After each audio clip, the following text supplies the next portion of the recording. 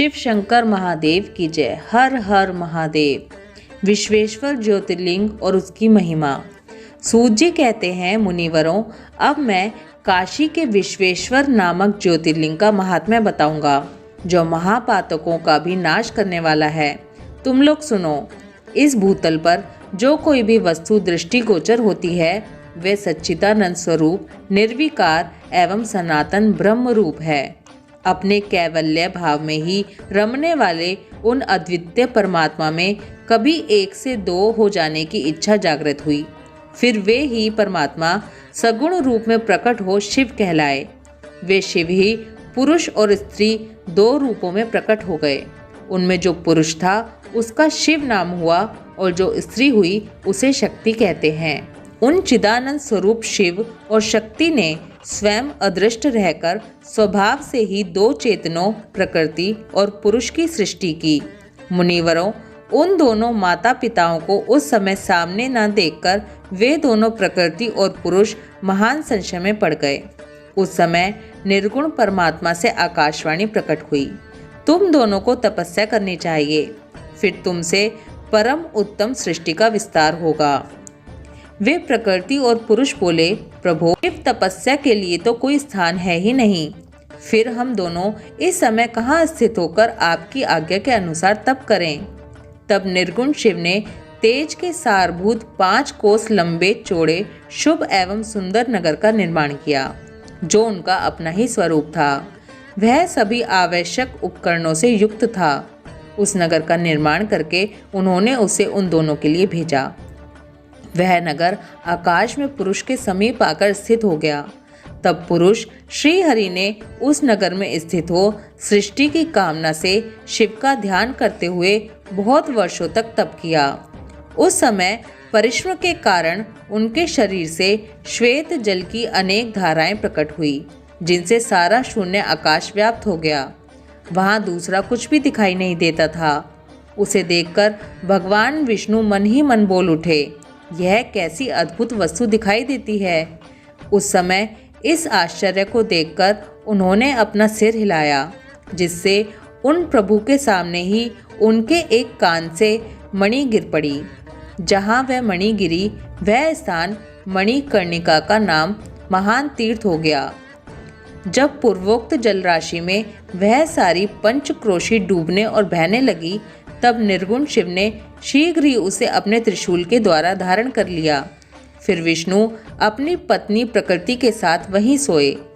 तब उनकी नाभि से एक कमल प्रकट हुआ, और उस कमल से ब्रह्मा उत्पन्न हुए। उनकी उत्पत्ति में श्री शंकर का आदेश ही कारण था। तदंतर उन्होंने शिव की आज्ञा पाकर अद्भुत सृष्टि आरंभ की।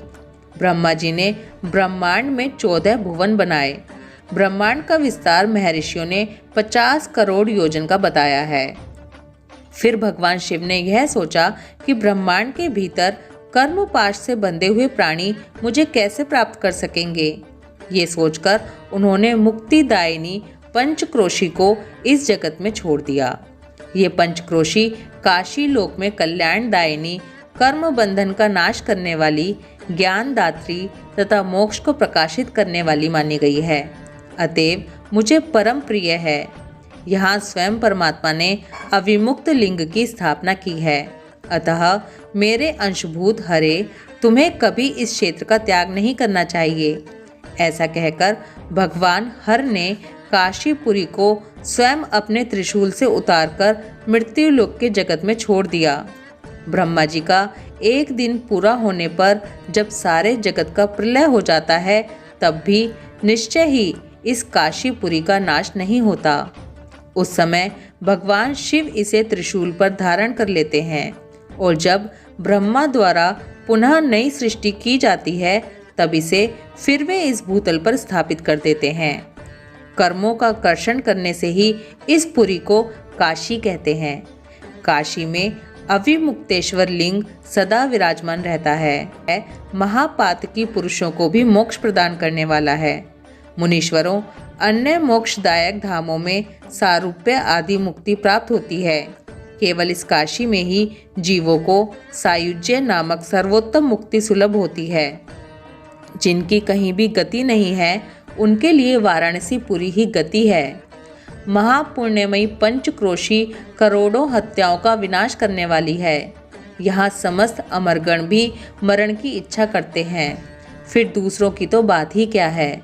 यह शंकर की प्रिय नगरी काशी सदा भोग और मोक्ष प्रदान करने वाली है। कैलाश के पति जो भीतर से सत्वगुणी और बाहर से तमोगुणी कहे गए हैं, कालाग्नि रुद्र के नाम से विख्यात हैं। वे निर्गुण होते हुए भी सगुण रूप में प्रकट हुए शिव हैं। उन्होंने बारंबार प्रणाम करके निर्गुण शिव से इस प्रकार कहा। रुद्र बोले, विश्वनाथ महेश्वर, मैं आपका ही हूँ, इसमें संशय नहीं है। सांब महादेव, मुझ आत्मज पर कृपा कीजिए। जगतपते, लोकहित की कामना से आपको सदा यहीं रहना चाहिए। जगन्नाथ, मैं आपसे प्रार्थना करता हूँ, आप यहाँ रहकर जीवों का उद्धार करें। सूत जी कहते हैं, तदंतर मन और इंद्रियों को वश में रखने वाले अविमुक्त ने भी शंकर से बारंबार प्रार्थना करके नेत्रों से आंसू बहाते हुए प्रसन्नता पूर्वक उनसे कहा।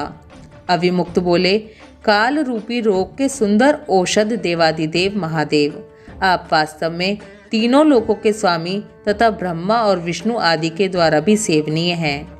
काशीपुरी को आप अपनी राजधानी स्वीकार करें। मैं अचिंत्य सुख की प्राप्ति के लिए यहाँ सदा आपका ध्यान लगाए स्थिर भाव से बैठा रहूँगा।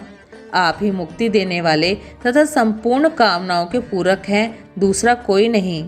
अतः आप परोपकार के लिए उमा सहित सदा यहाँ विराजमान रहें। सदाशिव, आप समस्त जीवों को संसार सागर से पार करें। हर, मैं बारंबार प्रार्थना करता हूँ कि आप अपने भक्तों का कार्य सिद्ध करें। सूत जी कहते हैं, ब्राह्मणों, जब विश्वनाथ ने भगवान शंकर से इस प्रकार प्रार्थना की, तब सर्वेश्वर शिव समस्त लोकों का उपकार करने के लिए वहाँ विराजमान हो गए। जिस दिन से भगवान शिव काशी में आए, उसी दिन से काशी सर्वश्रेष्ठ पुरी हो गई। बोलो शिव शंकर महादेव की जय।